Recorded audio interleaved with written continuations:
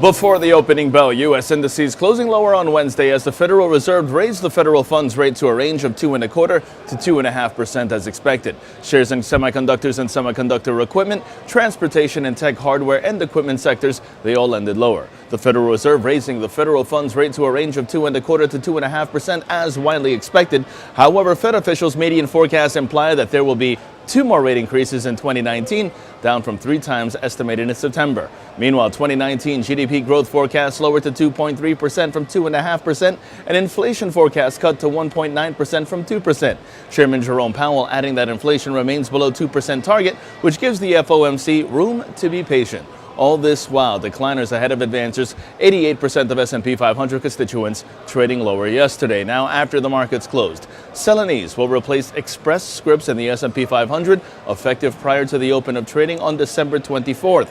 Walgreens Boots Alliance announcing first quarter adjusted EPS of $1.46 versus 85 cents a year ago. Net sales rising 9.9% to $33.79 billion. And Altria will pay $12.8 billion to acquire a 35% stake in e-cigarette maker Juul.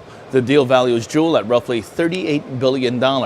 Turning overseas, Asian markets losing ground today. The Nikkei down 2.84%. The Hang Seng down 0.94%. China's CSI 300 down 0.77%. South Korea's Kospi down 0.9%. European markets sliding and U.S. futures call for a slightly positive start. Now, in terms of expectations today, Accenture first quarter EPS seen at $1.86 on sales of approximately $10.5 billion.